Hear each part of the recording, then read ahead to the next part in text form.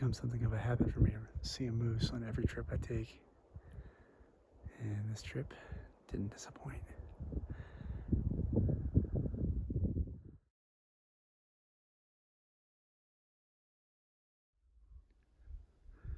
That's looking down the Pole Creek Trail here in the Bridger-Teton National Forest, Wyoming's Wind River Range.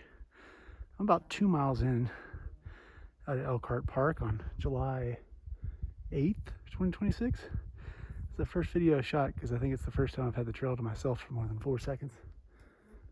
A lot of people up here, backpackers, dog walkers, day hikers, but it's an incredibly beautiful spot and a good time to be here, so totally understand why.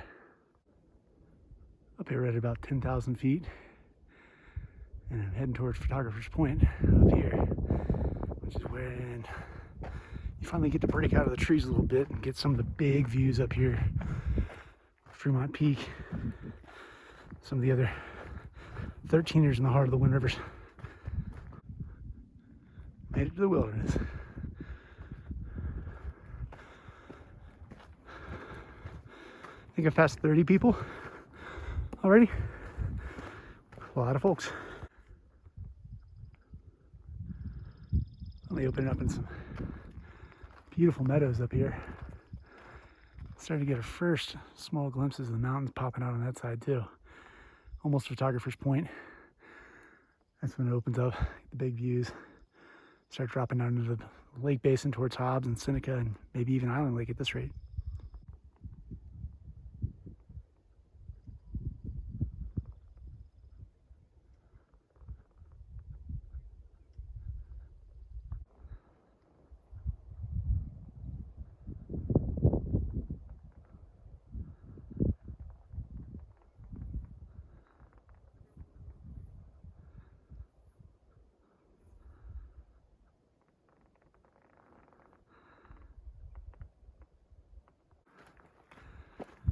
Going up on a trail junction here. To the right, drop down into that basin there. That takes you to Miller Lake. I'm gonna go left, up around Photographer's Point, and then dig north towards Seneca Lake. Starting to get gorgeous. The way the winds always are.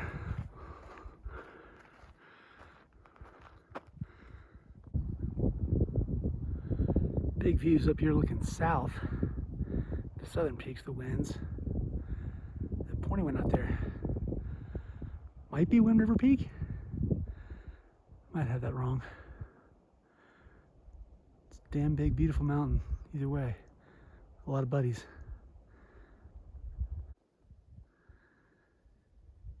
And this is why you bust your butt to get into the back country of the Wind River Range. See some of the most spectacular peaks and places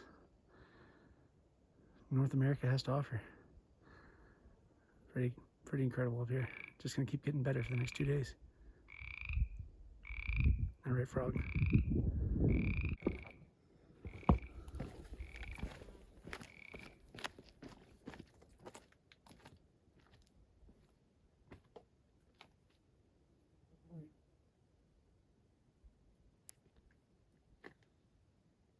Pretty incredible stuff.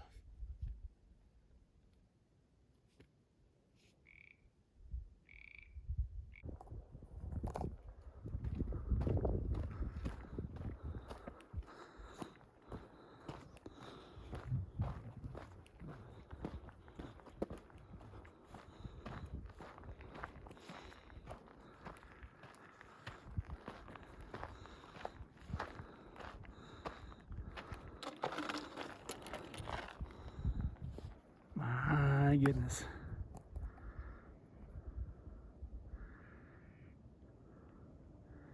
Up here at Photographer's Point. I understand why they call it that now. I believe that's Fremont Peak out in the middle. 13.7. I will fact check this later, but that's the second tallest peak in the winds, I believe. That's just incredible.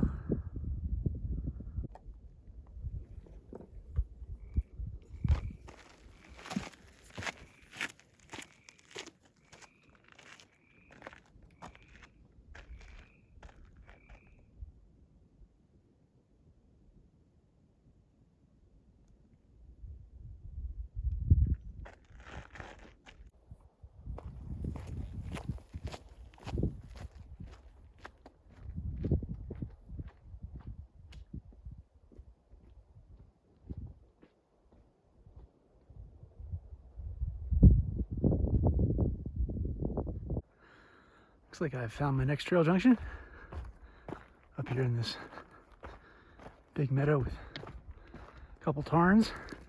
I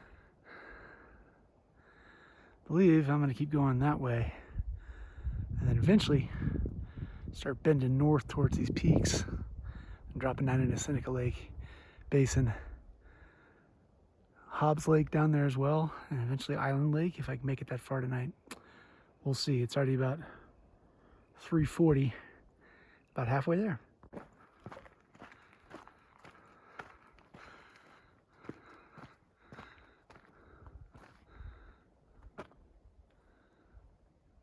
Sweeney Lakes is where I'm heading.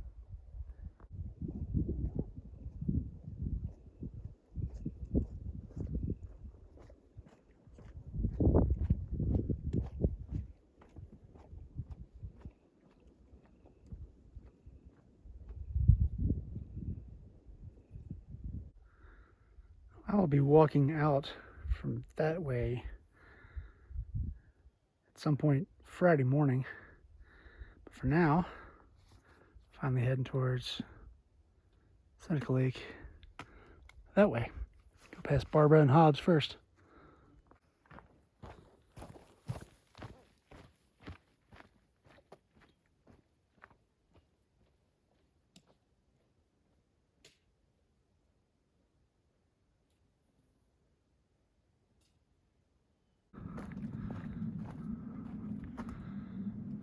Coming up on Barbara Lake, which is spectacular. But I'm gonna keep going. On to Hobbs Lake.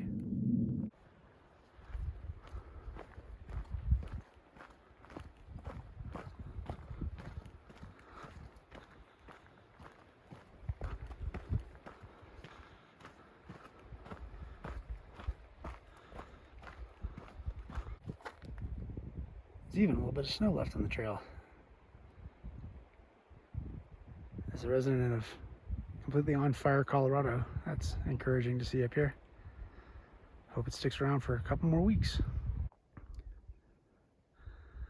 I am going to be getting to camp late tonight because I cannot stop stopping, taking pictures, shooting shots, and just gawking.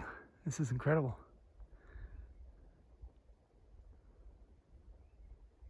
That's the direction I'm heading.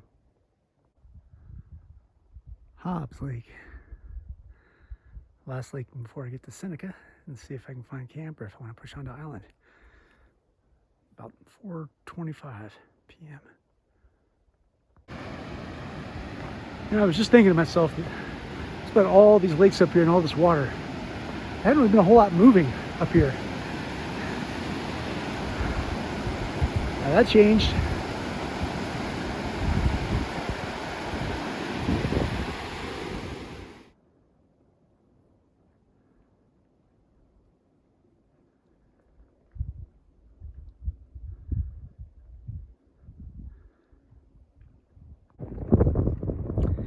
That's a great sign, considering it probably means I'm about 200 feet from the lake. The next lake is Seneca Lake. And after that climb and that day, that is where I am staying the night. So I'm home almost. Just one more push. On the bluffs above beautiful Seneca Lake, looking straight ahead at Fremont Peak, 13.8, something like that. It's just incredible up here. The lake itself is huge too. I've been walking around the tip of it. All that I had to come around before I could even get to this bank. Some decent camping up here, but it's going to be a little bit of a hike in water, so I might end up moving a little bit further down that shoreline and see if I can find an outlet somewhere. Either way, it's going to be a pretty spectacular night up here. Night one.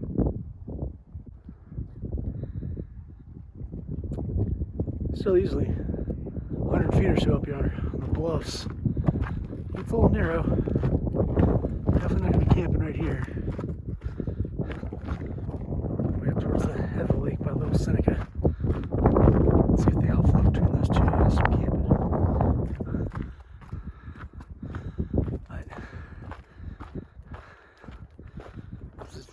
prettiest lakes I've ever walked around in my life. This keeps getting better and better and better.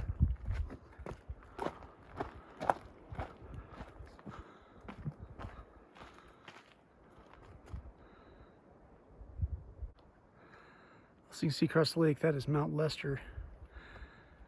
I'll be looping around the tip of the lake and going up behind that first bump and on this side of the big mountain and going up Lester Pass to about 11,000 feet up that way.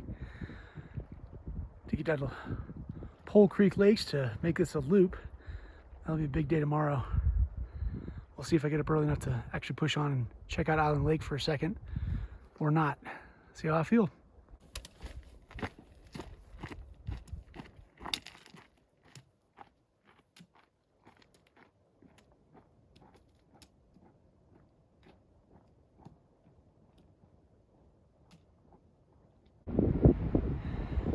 Flat spot in the wind on the side of the lake to hopefully keep the mosquitoes away. And I believe I have found camp for the night. It's way up on this cliff above the lake. And there's a little flat spot area over here. Kind of on the back side of that rock right there. There's a fire pit. And it's sheltered from the wind over there. So I think I'm in business. I'll settle in and get some water. Beautiful Seneca Lake. So I walked basically that entire shoreline looking for camp. Found two that were pretty cool. There were people on both of them. So I walked so far that I kind of lost my view of the mountains behind me, but that's okay. This is a pretty sweet sight, and it will be a good home to get some sleeping in. Night one. I think after all the winding around, it's got to be at least a 10-mile day. And it's 6:10 p.m. My day started at 5 a.m. when my alarm went off in Denver.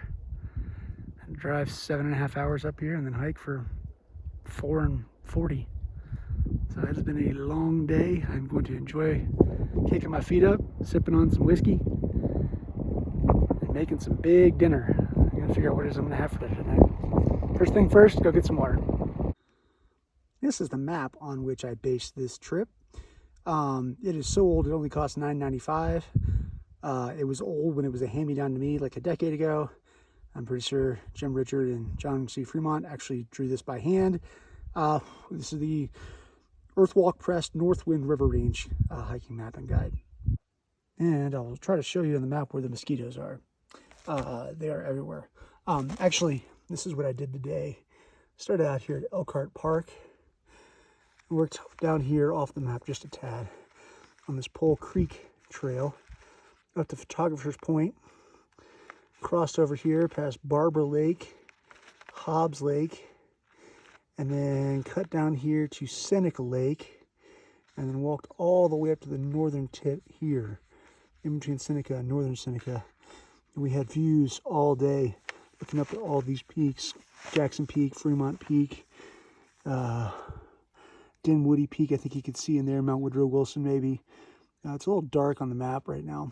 There's a lot of shadows, but I'll show you again tomorrow, because I was going to show you where I'm going to go to get over Lester Pass and back down Pole Creek Lakes so I can hike out in 2 days. But yeah, we'll do a little better version of that when the bugs aren't quite so bad.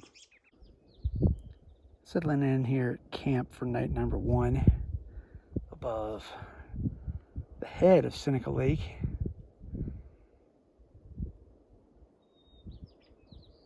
That's looking south.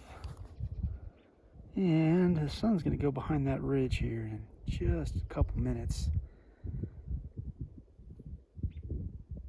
See if we get a little fire going. Might help with the mosquitoes. I think we're going to try. But token suitcase full of wine, made the trip, sipping on that after a very, very long day, and looking forward to cooking some dinner here in a minute. So I'll show you kind of where we are. This is our little cliff above the shore, but if you come with me through here, little fire ring that's protected here. Get that going here in just a couple minutes. Probably eat over here. And over this big boulder. Got the tent set up. And hopefully that wind keeps rolling tonight and blows all the mosquitoes away. But for the third choice after the first two had people in them, this is a pretty incredible spot. Seneca Lake. I'm sitting up on the bluff up here. I mentioned the first two spots I tried to camp in, there was somebody here. I might have seen 50 people here today on the trail going in every direction. Horses, dog walkers, backpackers, day hikers, trail runners, you name it. But thought I had this end of the lake at least a little bit quiet to myself, and then 4-pack of jabronis came rolling in over on the other side. Whatever, I'm glad they're up here. I'm glad they made the effort to get up here, so they're not as loud as they were walking in. Kind of break up the peace of the evening.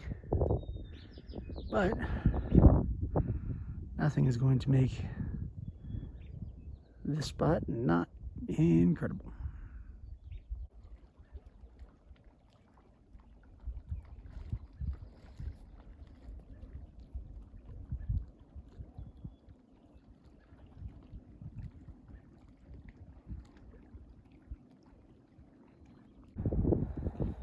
So for dinner tonight, I'm gonna go with Mary Jane's Farm jambalaya.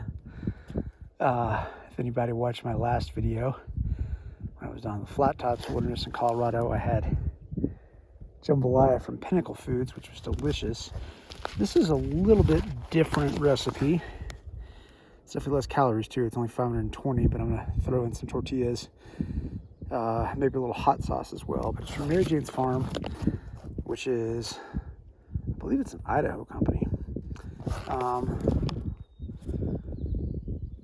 It's vegetarian, so there's no chicken on like the last time. It's a lot of rice.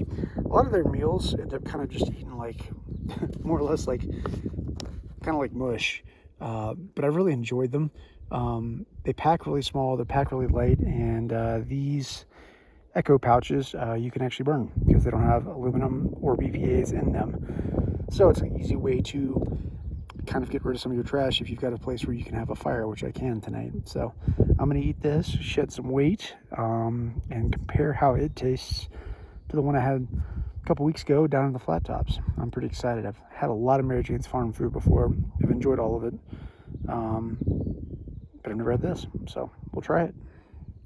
And then we will eat it up here on the bluffs, which will be great.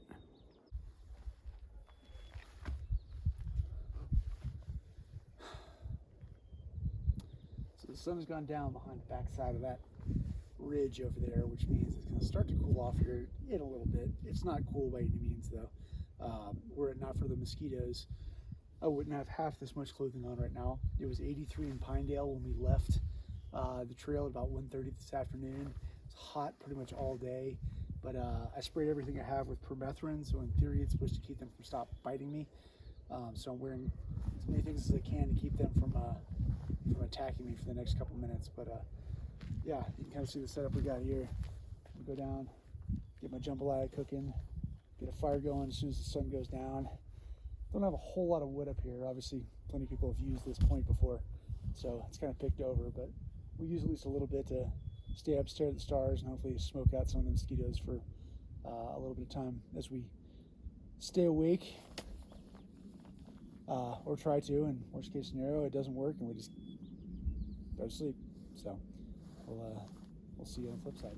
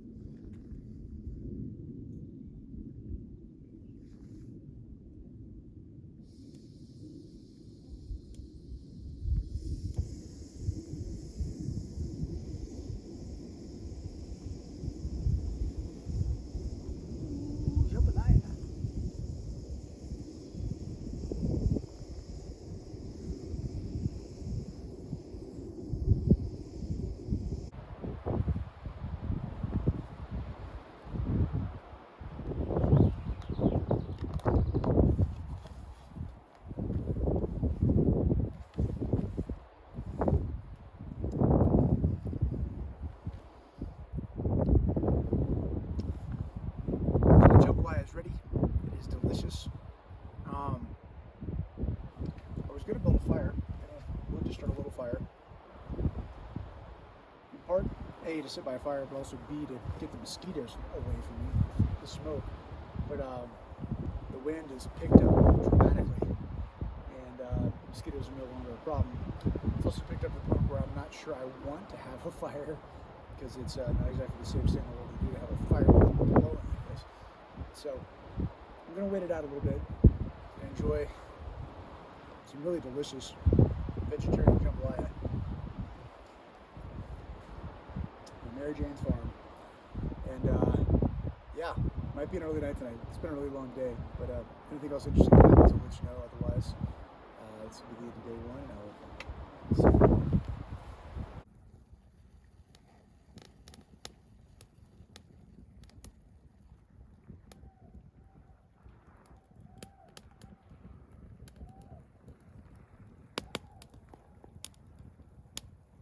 You can hear the 25 kids that came in and camped next to me here at Seneca Lake after I got here at like 6:30. The first group came in at about 8, and right at like dusk at 9, literally like 25 kids, which it's awesome they're out there doing that, but it's like, man, why did it have to be right next to me?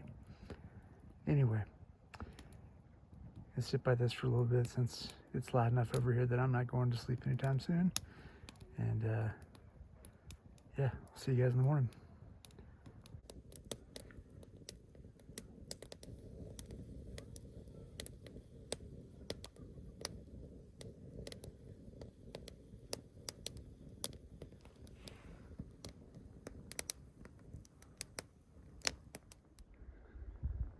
Here at Little Seneca Lake, you gotta go around that far shoreline and then ultimately start working up that gully towards Lester Pass.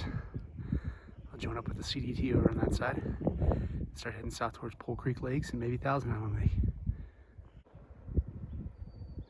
See here, and here rather.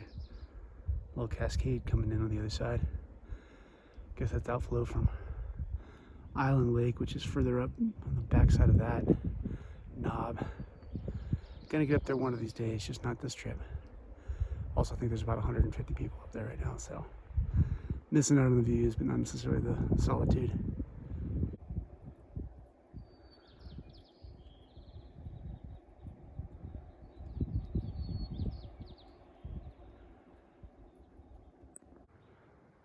So I peeled off the trail up to Island Lake, which takes you up around that bend about 100 yards ago. I finally linked up with the CDT, which will take us around this little beautiful unnamed lake above Little Seneca, and then all the way up to that ridge, the back ridge, which is Lester Pass on the side of Mount Lester. And I think the trail might get a little quiet for this section. I'm not sure there's a ton of people that are doing this part right now. Everybody I was surrounded by is pretty much going to Island Lake to go flood that area today. But it's a little slice of paradise in here. Some good flowing water. I need to see if I need to fill up here, if there's one more spot. Yeah, we're looking across this little unnamed lake. It's the trail up to Island Lake is up that pass. And I don't know if you can pick it up on this, but I think I see 12 people coming and going right now. That's pretty much just how this section has been since I left yesterday morning. But over here, admittedly it's only been about a mile or so, but there's not been a soul on this side. So we'll see how that materializes once I get up and over the pass. Lester Pass is about 1,100 feet. I think this lake sits down somewhere in the 10-3 range, so about an 800-foot push up, of which I've carved out about 150. There's an upper lake that's also unnamed that I might take an early lunch at and chug some water and fill back up because there's no water up on the pass.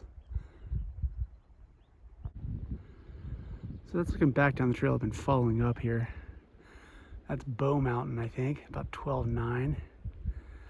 That sharp peak out there that's just peeking through that pass above where the drop down to Island Lake is. I think that might be Mount Woodrow Wilson, which is 13.4.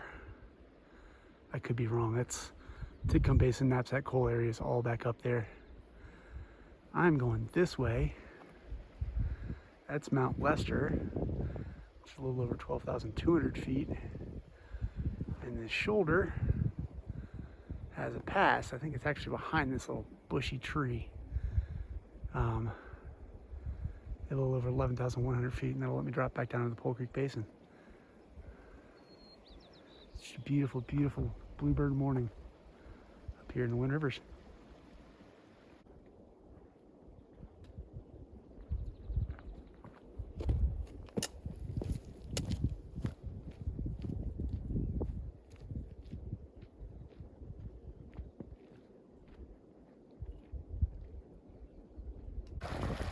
So this little outflow here underneath this larger lake, it's pretty much like the last running water. It's beautiful running water that we're going to get until way on the other side of the pass. Obviously there's snow up there, there's probably some tarns. Maybe get water out of the lake on the other side. But I might just chug a bunch of water here and load up to be able to have water for the next couple miles.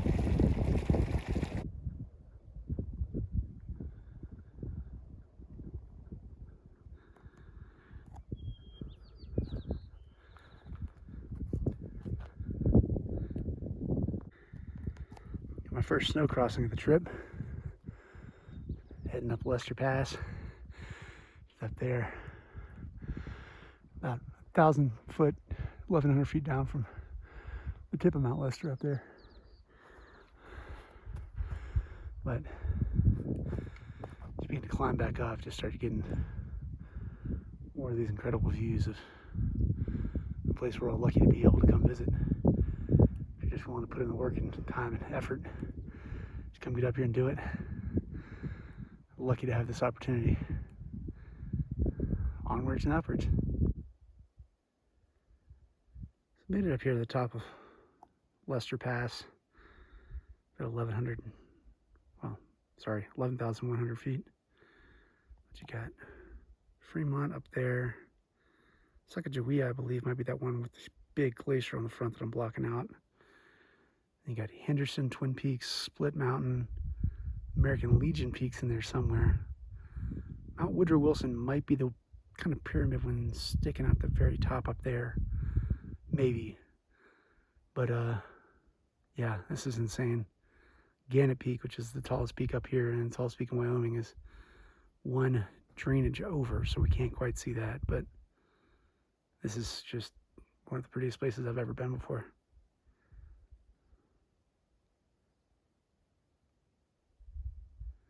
Really glad I chose to come up this way.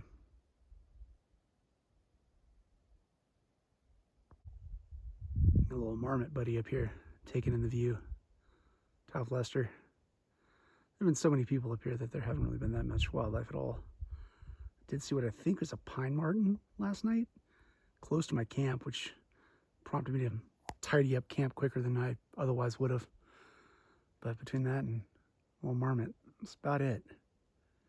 Everything else has been run off into other basins by all the people up here. Me included.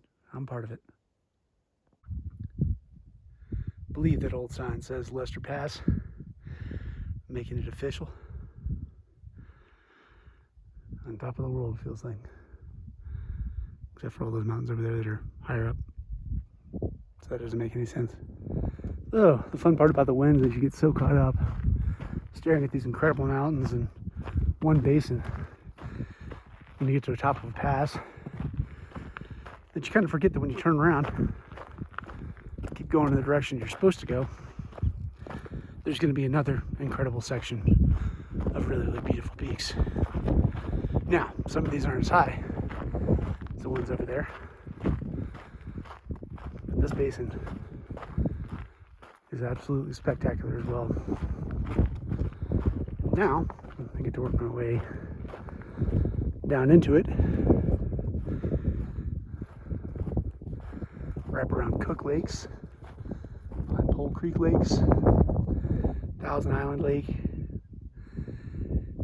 cool, cozy spot to camp next to a bunch of mosquitoes tonight. So I believe that pointy one out there might be Dragon Head Peak. Maybe that's Mount Bonneville next to it. Bonneville Basin on the backside of that. Middle Fork Lake, Lee Lake. It's a destination up here as well. It's just insane up here. It never stops. Yeah, get to bust it down the snowfield first. Backside of the pass, not too far. Right, another 100 feet.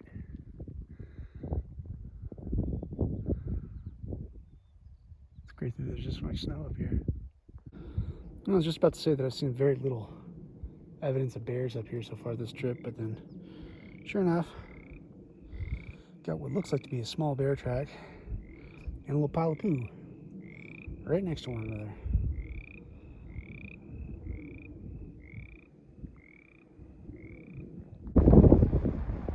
Looking down at the Cook Lakes, turns out that's not Lizard Head and Bonneville. That's actually Angel Peak and Angel Pass. Bonneville and Lizard Head are kind of behind them. Another incredible Wind River Lake.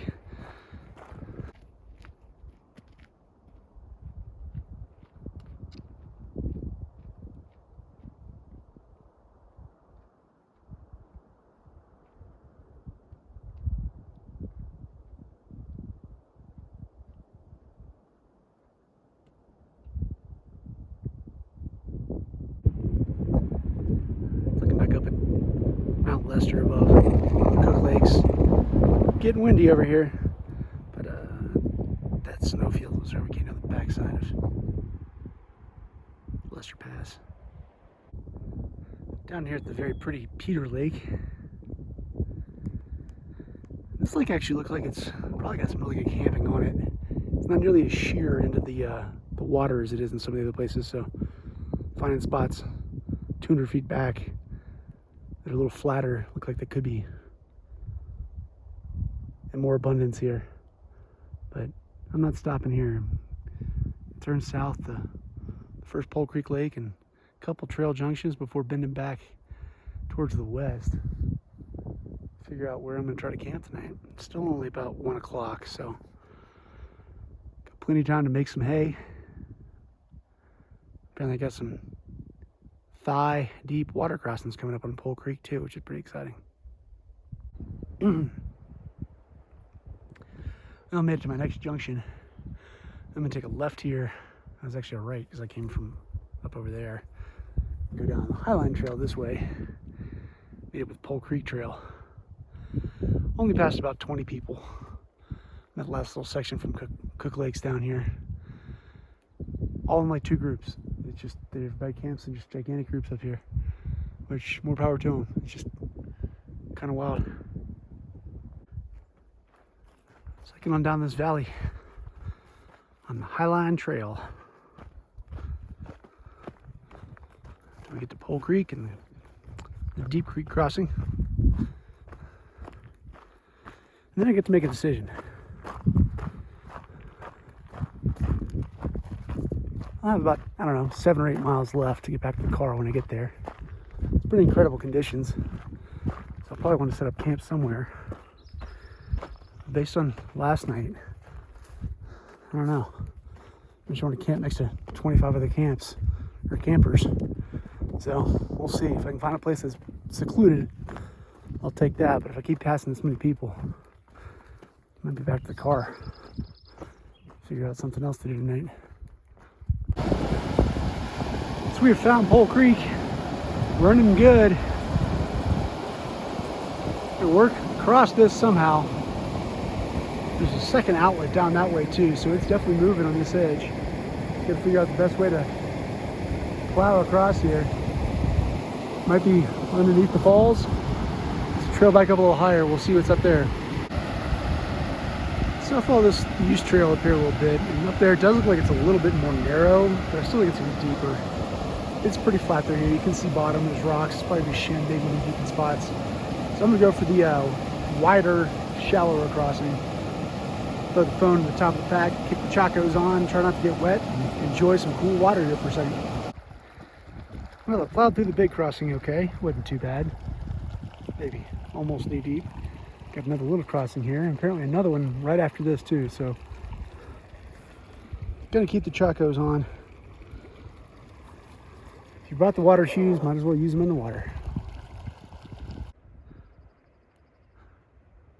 One more beautiful meadow and beautiful look up this incredible section of winds.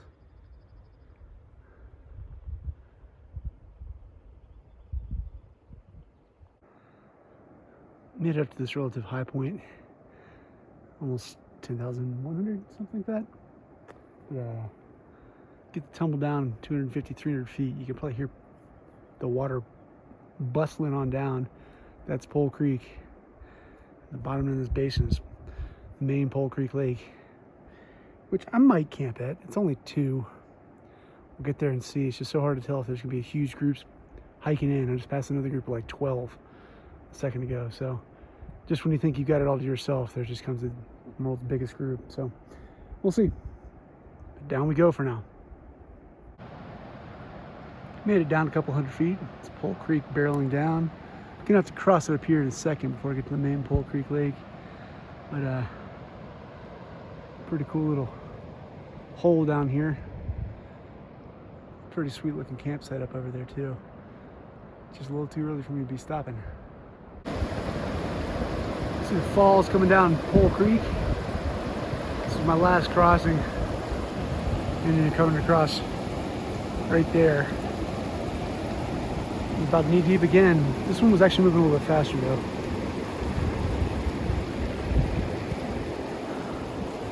Keep following this down towards the lower Pole Creek Lakes. Well, I passed a trail junction a little bit back. One direction sending you up the back way to Cook Lakes, and this one's sending you to Elkhart. And it's only like a 1/10 of a mile from where the biggest Pole Creek Lake was, but there's like no use trail from this trail down to it. I figured there would be. So I guess maybe I should have taken the other trail, and then maybe there would have been a use trail over to it there, because it does sit like a 1/10 of a mile to 2/10 of a mile off the main trail. I just thought there would have been an obvious use trail, but there wasn't. And considering the route down to Thousand Island Lakes I was considering taking was from that Pole Creek Lake, I guess I'm not going to Thousand Island Lake unless I get up to this ridge and see something obvious. But even then, there's about a 400-foot climb to get from where we are right now back up to the ridge behind me, which is what I'll take to get out. And I'm not sure I want to hike all the way up there just to drop down to camp tonight, just to climb right back up out it tomorrow morning. So I might end up just camping up on the ridge.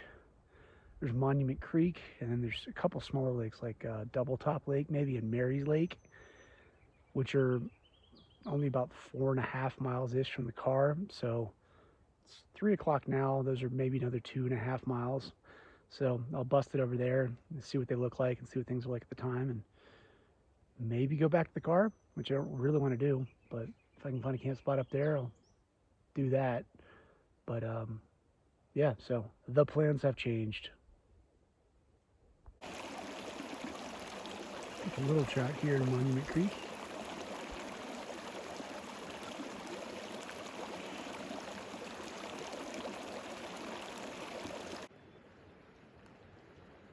These little guys are rising all over the place. And these upper kind of marshy ponds in Monument Creek. Wouldn't be a bad spot to camp. Get some decent views. It's just really buggy in here. Yeah, if I'd brought my fly rod on this trip, this would have been exactly what I was looking for. There, just fish galore popping up in this.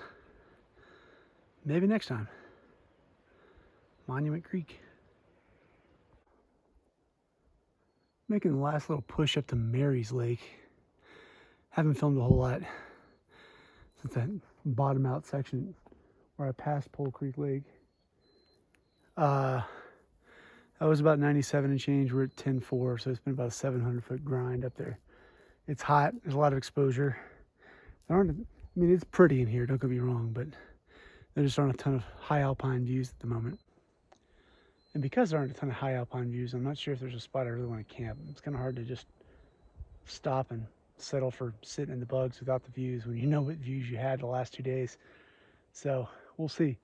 get to Elkland Lake. I think that's the one that I might try to camp at, and if not, 4-ish miles straight downhill to the car, figure out what to do next. So come on, views. I'd rather camp.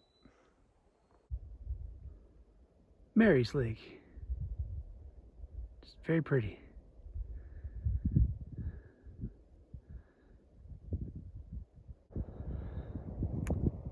Probably the prettier of the two-top lakes.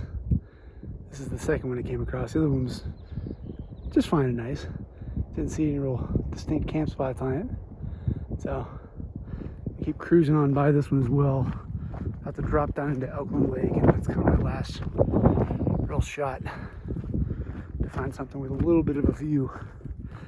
Since I'm dropping down, I'm not sure that's going to happen. So it might just end up being a big old 15-mile day back to the car, and beer and a burger in Pinedale, and figure out a place to sleep for the night. If that's the case, though, it's been a pretty banger trip either way. But we'll give Elkland Lake a shot. Let's see what it's got. So I'm above Elkland Lake, and Elkland Lake has the juice. This is back looking at all the stuff we looked at from Photographer's Point yesterday morning. So I'll get down there and see if there's a decent looking campsite. See if it's as crowded as all the other pretty lakes are. But yikes. I was hoping I'd get one more insanely good view up here. So I've been kind of mired in the trees for 6 or 7 miles.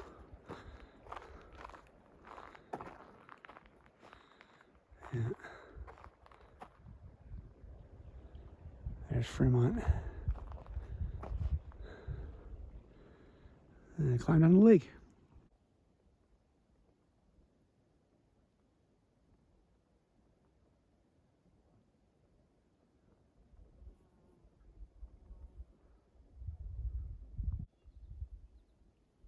Finally got most of the trees out of the way as I dropped down a couple switchbacks.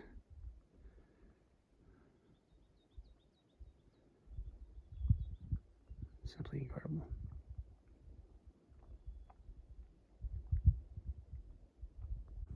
So the problem I've got now, I say problem, this is first world hiking problems, is that I just had to descend all of that on this side of the shore. And to get all those views from down here, you want to be camped on this side of the shore. Because once you get around the other far side, you're not going to be able to see everything. So if I don't find something quick, maybe it is burger and beers in Pinedale. So it's become something of a habit for me to see a moose on every trip I take. And this trip didn't disappoint. Fortunately, my trail goes... Sorry, that didn't work. My trail goes over to the right, so I should be able to go around this one. Plenty of space to spare. Pretty awesome. Back to these big meadows where I took the spur trail off to Photographer's Point yesterday morning. About, I don't know, 16, 17 miles ago. But I am not going to take it today. And I'm going to turn left at this sign up here and bomb it down about a little under 4 miles. Drop 1,100, 1,200 feet. Get back to my car at Elkhart Park. Chug a Gatorade. And go track down a beer.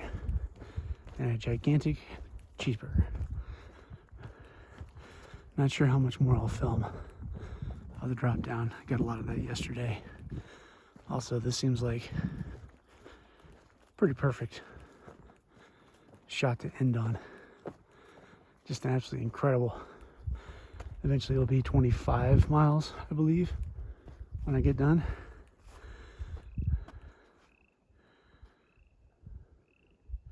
Cheers, everybody. Until next time.